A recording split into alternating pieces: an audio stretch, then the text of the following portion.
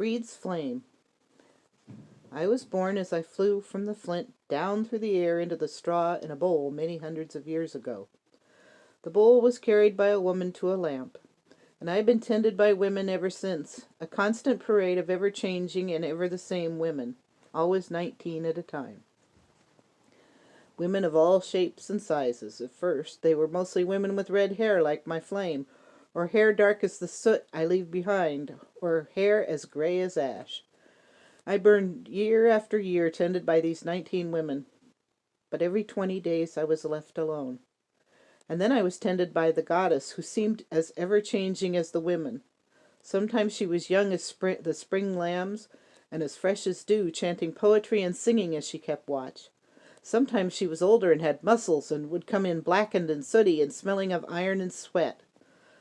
Sometimes she was much older and came in smelling of flowers and leaves, and had a peace in her face as she tended me that soothed my fiery spirit.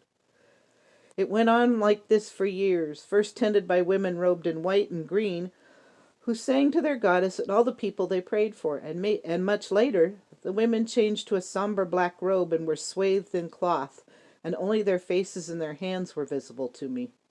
They sang different songs that didn't always seem to be about their goddess, but the goddess still came. She used to wink at me and tell me stories. She said they didn't always know who she was anymore, but she loved that they were still faithfully tending her. And then the men came, men in steel like the goddess smelled of, men reeking of hate and with ugly looks on their faces, and they tried to douse me with water and leave me in a steaming and as a cold thing. They didn't know that the women had taken a gift from me, and hidden me in a lamp, and took me in a boat over the water. I burned and burned in that new land for hundreds of years, and then, not so long ago, more women brought me home. And I am tended again in this place near a well, ever tended by women who once in a while a candle dips into me, and I'm taken to a new lamp, or a new candle, or even sometimes a radiant, lovely bonfire. And I am tended by new people, people of all colors and races, people whose faces shine back at me all over the world, and not just women, but men too, people whose faces shine with love for their goddess or saint, people who pray for other people to be well and strong or whole in whatever way that needs to be, even if well and whole sometimes means a quiet ending.